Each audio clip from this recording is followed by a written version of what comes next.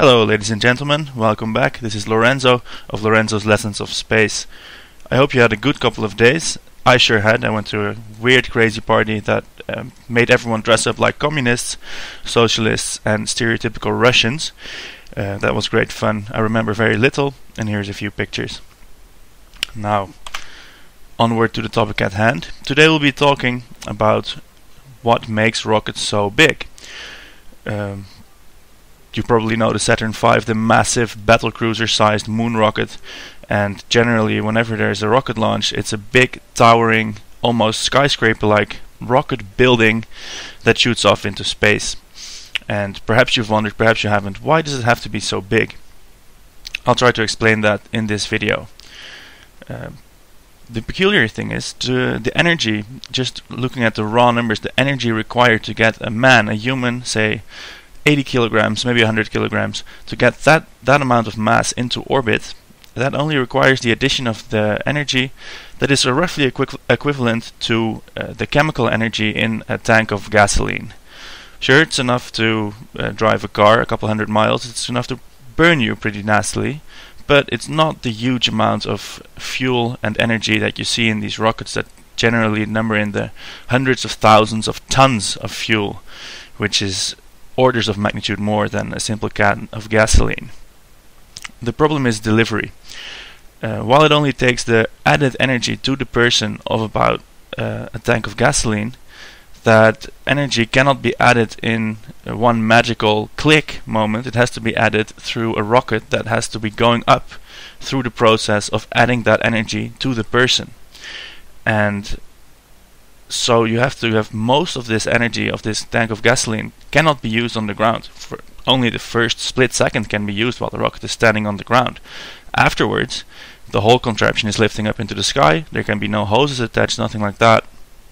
So it needs to carry fuel to burn, to carry the fuel that will deliver the energy into the person and the capsule and such, and so on and so forth. The rocket will need to carry that energy with it up, which makes it heavier, which makes the total amount of mass that needs to be delivered more, which adds more fuel, and that fuel needs to be lifted, and all that fuel needs to go into a tank, and it needs pumps, and it needs plumbing, which adds mass, which adds more fuel.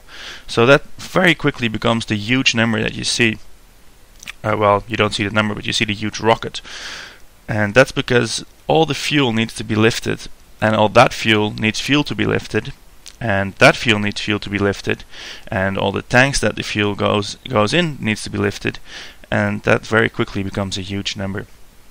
And I'm not going to give you the math because I don't like to bore you with it and because I'm not very good at it, but here's a link to a website that very eloquently explains using math what this rocket equation is all about. Now, engineers do have a few ways to mitigate this problem, and one of those is through staging.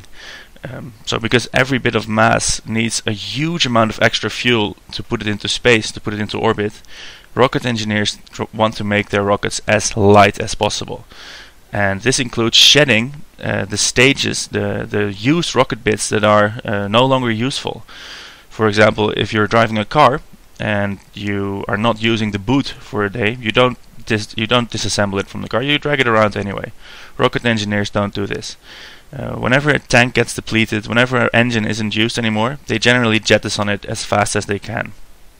And to demonstrate the effectiveness of this, I've set up a little experiment, and we're going to be launching two rockets today, both using an exactly equal amount of fuel, but differently set up staging wise, and we'll see which one gets the highest.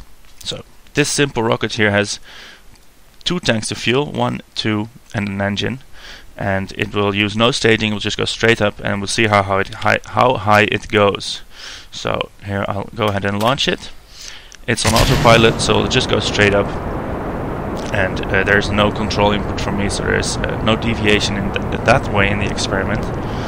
So we'll see in about a minute the fuel will run out, and we'll see how high it goes. Here's the fuel, and you will see in a bit that the next rocket will have the exact same amount. So while this rocket is going up, maybe you're wondering why rocket fuel is so inefficient. because if you drive a car, you can get many hundreds of miles on a quantity that's burned in mere seconds in a rocket. Well, first of all, of course, the rocket is going up. It has to support its own weight, while the car can just sit comfortably on the road. And another big thing is reaction mass. Cars, boats, airplanes, they don't have to carry their reaction mass along. And if you didn't know, reaction mass is the stuff that you push against. So in your car it's the road, and in a boat it's the water. A rocket has to bring its reaction mass in the form of fuel by itself. That's also why it needs so much. So our rocket has burned out. We can go quickly to the map view and have a look at the apoapsis. It's about 100 kilometers high. It's still falling a little bit. This is because the rocket is still in the atmosphere and it's experiencing drag, and it's not quite on a perfectly ballistic trajectory yet. But it's not dropping very fast, so we'll go with 100 kilometers for the end stage rocket. So we'll just quickly end this flight, because we're not interested in seeing it landing. We're interested in seeing how our stage rocket does. So we're with the Stager 2, and I'll let you have a quick look at the rocket as soon as it loads, that is. So here we have the same rocket. These are half tanks of fuel, and the full one. So that's again 2 tanks of fuel, and here you can see it's the same amount.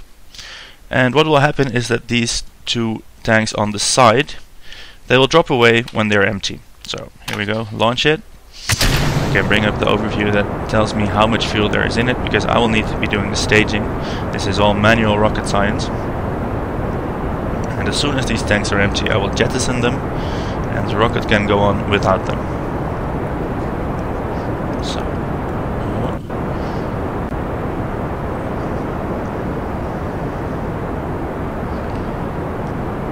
they're almost gone, and there we go, dropping the tanks, and off they go. So you can see now the rocket is a bit smaller because it lost its dead weight of empty tanks. And even though these decouplers, the things that blow the tanks away, they are not massless, they have a bit of weight on them. So the rocket was heavier at the moment of launch, but a lot more efficient. Oh look, it's going up so fast that it's starting to burn a little bit around the hill. That's cool. It's one of the new effects in point 19 of this fabulous game, Kerbal Space Program. Get it at www.kerbalspaceprogram.com. Free demo and everything available, and I promise you'll have a blast with it. So, this rocket has burned out. Let's see how high it will go. And if we look on the map, it's about 117 kilometers. So it's not like it's 5 times higher. It's about 17% increase, which is pretty good for using the same amount of fuel. And it's these little things that rocket engineers often try to use to maximize their rocket's efficiency, to minimize the amount of payload that they have to carry. As soon as you don't need a part anymore, you drop it and don't carry it any higher, so you can use the fuel that you have to carry to the maximum extent possible. That's about it, what I wanted to explain in this video. Thank you very much for watching. As an interesting side note, my subscribers have rocketed with an approximate 800%. I very much hope this trend continues, because then in about 9 videos from now, I'll have over 1 billion subscribers, and wouldn't that be nice? Anyway, I'll leave you with that to ponder.